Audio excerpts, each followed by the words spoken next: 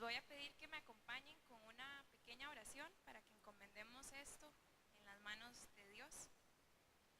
Amado Padre Celestial, gracias por tu presencia en este lugar. Gracias por lo bueno que tú has sido con cada uno de nosotros, por mostrarnos tu misericordia y tu gracia, permitirnos estar aquí a aprender de tu palabra, Señor. Dispone nuestros corazones para que podamos aprender lo que tú quieres que aprendamos el día de hoy. Espíritu Santo, gracias por ser el invitado especial en este lugar. En el nombre de Jesús, amén. El tema que voy a compartirles el día de hoy es la segunda epístola de Juan, temas sobresalientes y pasajes famosos.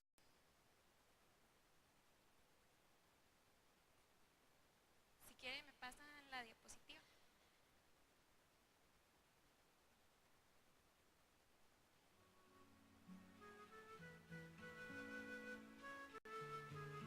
La siguiente. Bueno, la segunda carta de Juan está compuesta por tres partes principales. La primera es el saludo, que va de los versículos del 1 al 3. El contenido, que es la parte principal, yo lo dividí por tres puntos principales, que van de los versículos 4 al 11. Y por último está la despedida, que son los versículos 12 y 13. Vamos a la siguiente. Okay. Como pueden ver, tan solo tiene 13 versículos. Entonces es el libro más corto de la Biblia.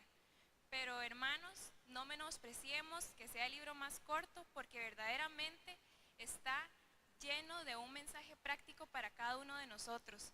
Y el Señor tiene un propósito para que sea parte de la Biblia.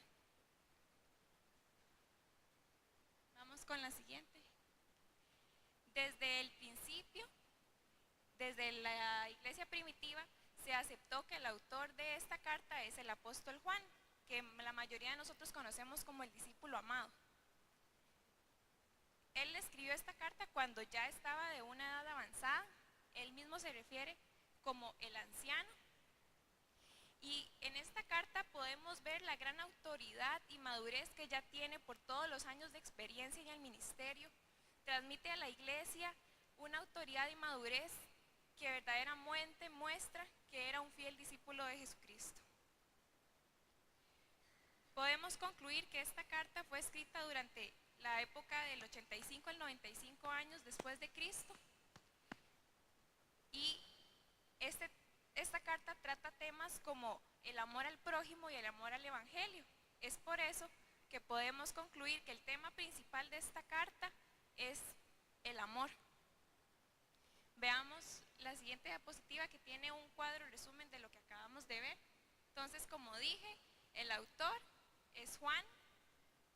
La fecha de la escritura, entre los años 85 y 95 después de Cristo. Y el propósito o tema principal, el amor en la vida cristiana.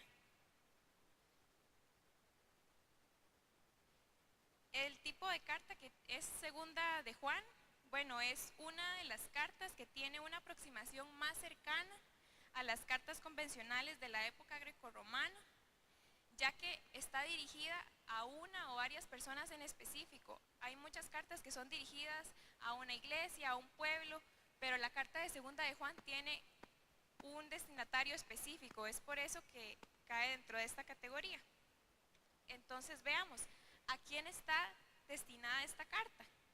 Bueno, en el versículo 1 podemos leer que dice: el anciano, a la señora elegida y a sus hijos, a quienes yo amo en verdad, y no solo yo, sino también todos los que la han conocido, la verdad. El hecho de que Juan dirija esta carta a la señora elegida da lugar a dos interpretaciones. Ambas son altamente aceptadas por diferentes estudiadores de la Biblia, entonces eso no es la parte importante.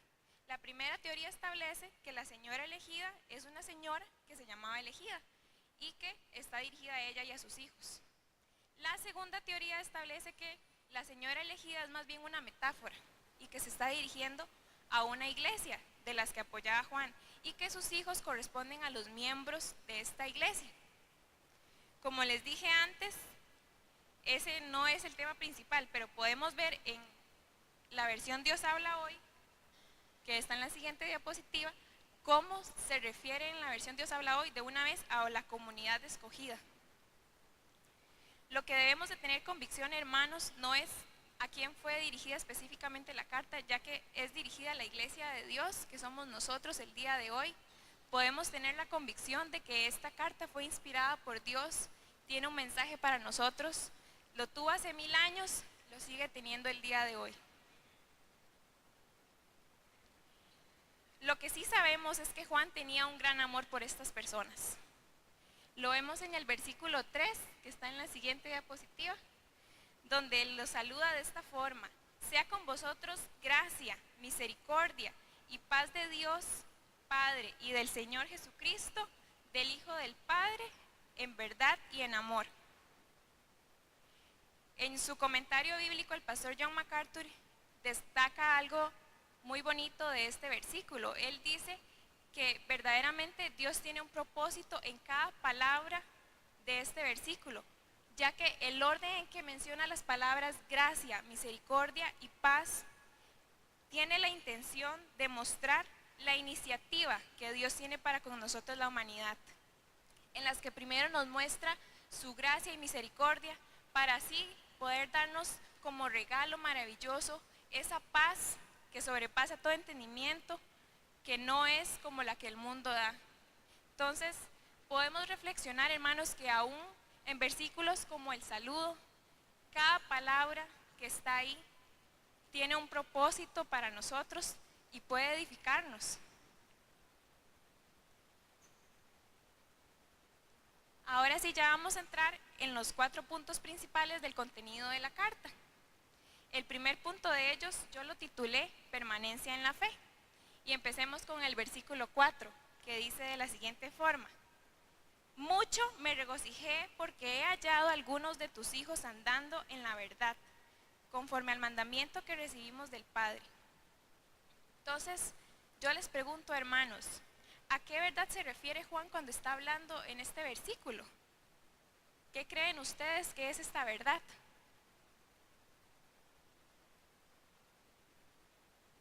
Exacto, el camino del Señor, la verdad de su palabra, exacto. Una vida de acuerdo a la Biblia. En este versículo es fácil apreciar cómo Juan, que a pesar de que ya era un anciano, era un discípulo que amaba la verdad y estaba preocupado para que las iglesias se desarrollaran con la calidad que tenían que hacerlo, nutriéndose de la verdad.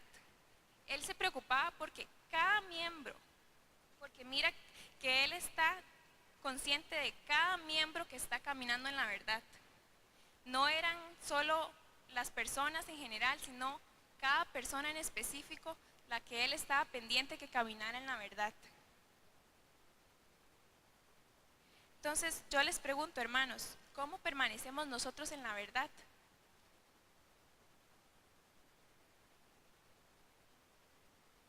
La palabra, muy importante, comunión con el Señor, la oración, congregándonos es muy importante.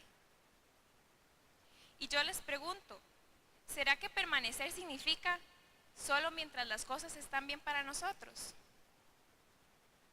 Siempre. Entonces, ¿qué pasa cuando viene la prueba, cuando viene el dolor o cuando viene la persecución? Viene la fortaleza. Ahí es cuando mostramos que perseveramos. Y cuando hablamos de perseverancia, uno de los apóstoles también que es un gran ejemplo para nosotros es el apóstol Pablo. Y nosotros muchas veces pensamos que como era el apóstol Pablo, para él ya era fácil, que perseverar en él era algo natural. Pero no es así, hermanos. Podemos ver en Filipenses 3, 13 al 14, cómo él se motiva a sí mismo y a los demás, diciendo: hermanos, yo mismo no pretendo haberlo ya alcanzado, pero una cosa hago, olvidando ciertamente lo que queda atrás y extendiéndome a lo que está adelante, prosigo a la meta, al premio del supremo llamamiento de Dios en Cristo Jesús. Qué palabras más hermosas. ¿No se motivan ustedes, hermanos, a perseverar hasta el final, a recordar que esto es algo temporal, que hay algo más. Yo les invito a ustedes a reflexionar, hágase esta pregunta, hermano. ¿Estoy yo perseverando en la fe? ¿Qué pasos puedo tomar para seguir perseverando? Porque recordemos que esta es una decisión que debemos de tomar cada día. Cada día debemos nosotros levantarnos y decir, gracias Señor, ayúdame, debemos subirnos a la cruz con Cristo, morir a nosotros mismos porque el cristianismo no es fácil. No es el camino ancho, es el camino angosto. El segundo punto que vamos a hablar es la vida cristiana, una vida llena de amor. Inmediatamente después de que Juan pide a los creyentes mantenerse en la verdad, empieza a hablarles del mandamiento del amor. ¿Y por qué será así?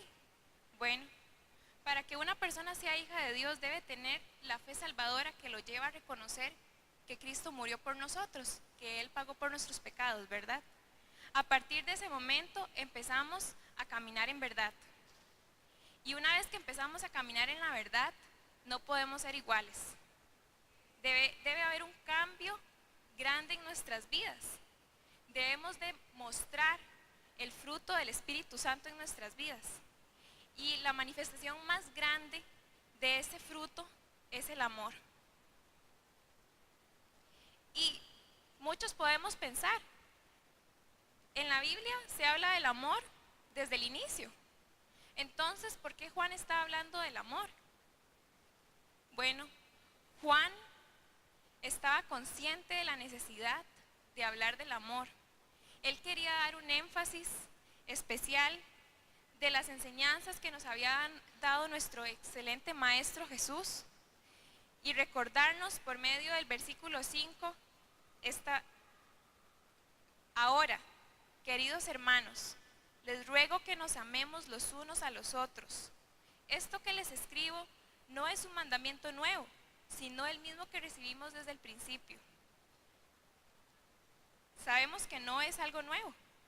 Desde el inicio podemos ver en la Biblia cómo Dios nos habla del amor.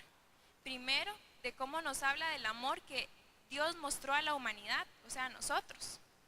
Y después podemos ver cómo Dios nos lo manda a mostrarlo a nuestro prójimo.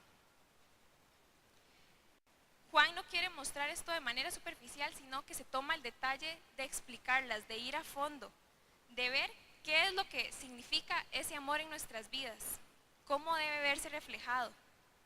Y lo hace en el versículo siguiente, cuando dice, el amor consiste en hacer lo que Dios nos ha ordenado, y Él nos ha ordenado que nos amemos unos a otros, tal como ustedes lo oyeron desde el principio. Podemos ver que aquí se define el amor como un mandamiento. No es un sentimiento como es fácil para nosotros pensarlo. No es algo que nos nace. No es algo que elegimos para ciertas personas. Es un mandamiento bíblico que demanda obediencia por parte de nosotros. No podemos ignorarlo porque es un mandamiento bíblico. Pero cuando pensamos en el amor, ¿a qué tipo de amor pensamos para nuestro prójimo? No podemos pensar en un amor que conocemos en este mundo para las personas que nos caen bien. Es el amor de Dios. El amor de Cristo, exactamente, el amor perfecto que a pesar de que nosotros no podemos darlo de manera perfecta, podemos trabajar cada día para darlo. Entonces, yo los invito, hermanos, a que veamos la definición bíblica de amor. Probablemente la mayoría de nosotros ya estamos familiarizados con este versículo, con 1 Corintios 13, pero quiero que verdaderamente piense, porque normalmente escuchamos en este versículo que es el amor para la pareja, que es el amor para la familia, pero verdaderamente Dios nos manda a que este amor sea para todos, para nuestro prójimo, primeramente los hermanos en la fe y luego todos los demás. Entonces, los invito a que leamos juntos, palabra por palabra, este versículo, que reflexionemos al respecto. Dice así: El amor es sufrido, es benigno. El amor no tiene envidia. El amor no es jactancioso, no se envanece, no hace nada indebido, no busca lo suyo, no se irrita, no guarda rencor, no se goza de la injusticia, mas se goza de la verdad. Todo lo sufre, todo lo cree, todo lo espera, todo lo soporta. Qué palabras más poderosas, hermanos. Solo podemos verdaderamente pedirle al Señor que nos ayude cada día a dar este amor a nuestro prójimo, porque solos nunca vamos a ser capaces. No hay forma. Hágase esta pregunta y reflexione para usted mismo, hermano. ¿Estoy teniendo el fruto del amor en mi vida? ¿Estoy reflejando el fruto del amor no solo a las personas que son mi familia, sino a los hermanos en la iglesia? A las personas que vemos día a día, compañeros de trabajo, a las personas que simplemente casualmente pasamos en algún momento. Hay personas que no son fáciles de amar, pero como ya vimos, no es algo opcional, es un mandamiento bíblico. Así que ya no tenemos opción, ya no hay excusa. Vamos a pasar al siguiente punto que yo titulé Fieles defensores del Evangelio. En los versículos anteriores entonces, que son el 5, el 6 y el 7, estábamos viendo cómo Juan habla a los cristianos que debemos de tener amor para nuestro prójimo. Sin embargo, a la iglesia que Juan está escribiendo esta carta, estaba teniendo una situación particular. Estaba tratando de mostrar el amor a tal punto que estaban recibiendo en sus casas a falsos profetas, tratando de mostrar hospitalidad cristiana, tratando de mostrar amor.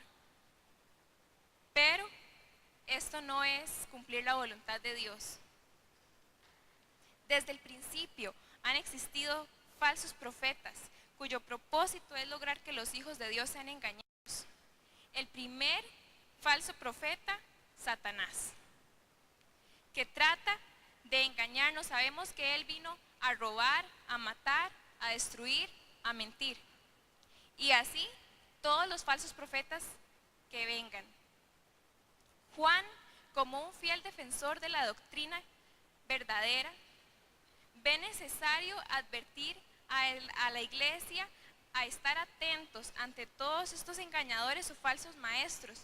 Y lo hace en este versículo diciendo: les digo esto, porque muchos engañadores han salido por el mundo. Ellos niegan que Jesucristo vino en un cuerpo humano. Tales personas son engañadores y anticristos. En este caso, para esta iglesia en particular, los falsos profetas, el mensaje que estaban enseñando era de que Jesús no vino como un cuerpo humano. Pero hermanos, qué grande mentira era la que estaban enseñando y querían confundir a la iglesia. Nosotros sabemos y tenemos la convicción de que la única forma de que Jesús pudiera pagar por nuestros pecados era que Él era completamente humano y completamente Dios al mismo tiempo. No hay otra forma. Gracias a Dios por su obra maravillosa que hizo por nosotros, pero siempre van a haber falsos profetas que van a amenazar el cristianismo.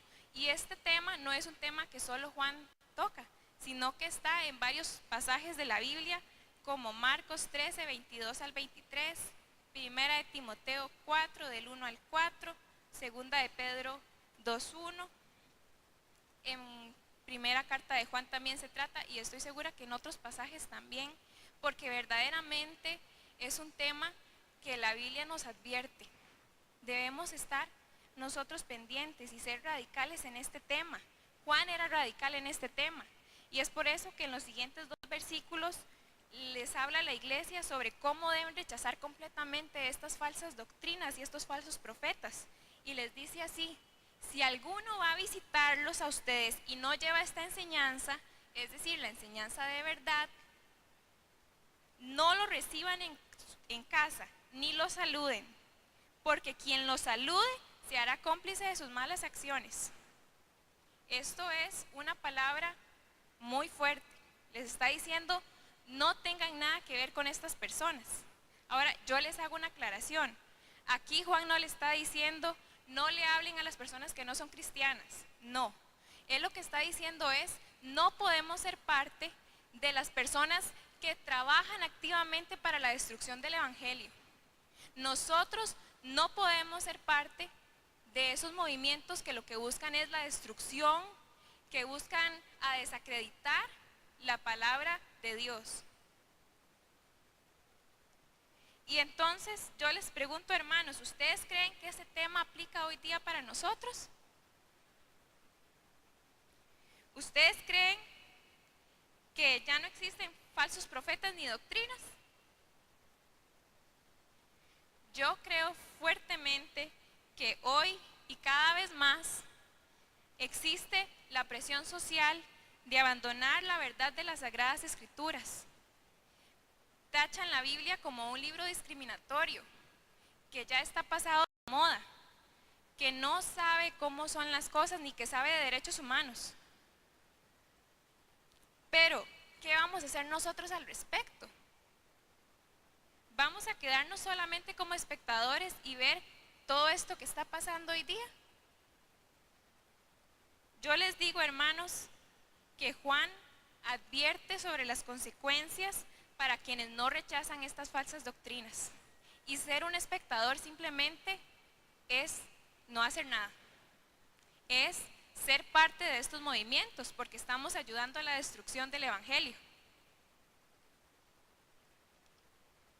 Juan nos dice en el versículo 9, todo aquel que se desvía de esta enseñanza no tiene ninguna relación con Dios, pero el que permanece en la enseñanza de Cristo tiene una relación tanto con el Padre como con el Hijo. Estas palabras son impactantes. Juan nos está diciendo, no podemos ser espectadores y decir que tenemos una relación con el Padre. No podemos ser parte de los movimientos que rechazan la Biblia y decir que somos hijos de Dios. Simplemente no hay comunión el uno con el otro. O somos o no somos.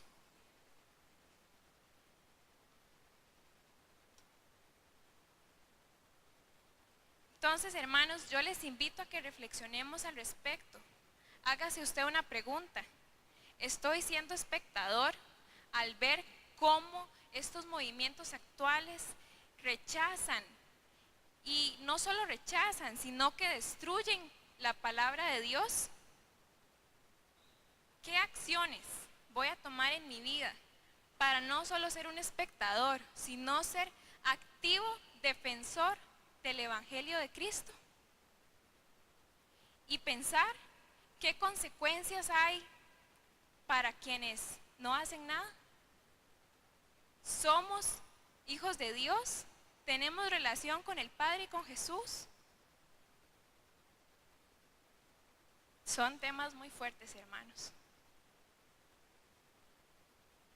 Y vamos a pasar al último punto que titulé las bendiciones de perseverar. Ya les he comentado que la vida de cristianos es para valientes, porque como lo dice Jesús, es el camino angosto y no el ancho. Juan es consciente de que la perseverancia no es fácil y por eso él busca recordarles a la iglesia que hay algo más. Él lo hace de una forma de advertencia y dice así: tengan cuidado de no perder lo que hemos logrado con tanto trabajo. Sean diligentes para que reciban una recompensa completa. Yo les podría venir aquí, hermanos, y hablarles de beneficios terrenales, de mostrar amor a nuestro prójimo, de perseverar en la palabra, de ser defensores del evangelio. Les podría decir que Dios los va a bendecir en muchas formas, con salud o con cualquier bendición que ustedes quieran. Pero Juan no tenía ese propósito. Juan tenía su mirada en las cosas eternas. Él no tenía su mirada en qué estaba pasando en esta tierra, sino que él estaba pensando en la recompensa eterna que tendremos todos cuando esta vida termine, que es la más importante. Entonces, hermanos, debemos verdaderamente de tener la mentalidad que tenían apóstoles como Juan, como Pablo, que tenían muy claro que este mundo no importa. Este mundo es pequeño, un pequeño paso que vamos a tener todos nosotros acá, pero lo más importante es lo que estamos sembrando en el cielo. Y estas recompensas son esas para las que estamos trabajando hoy día. Entonces yo le pregunto, hermano, ¿está usted consciente del galardón que nuestro Padre tiene para nosotros, para que seamos fieles a Él? Les invito a que perseveremos.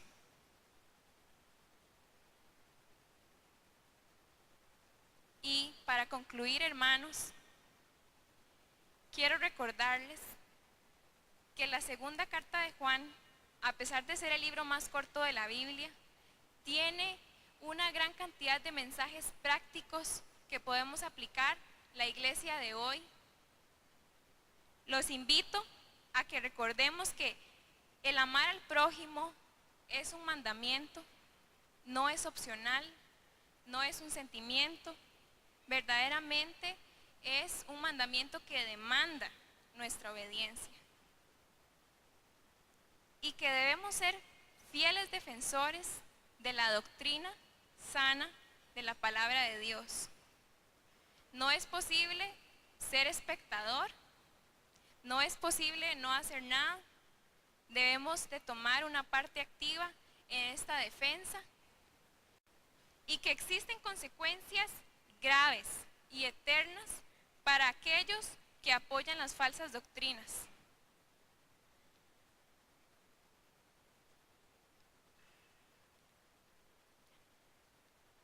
Hermanos, les invito a que cierren sus ojos y reflexionen sobre estas realidades que hemos visto hoy.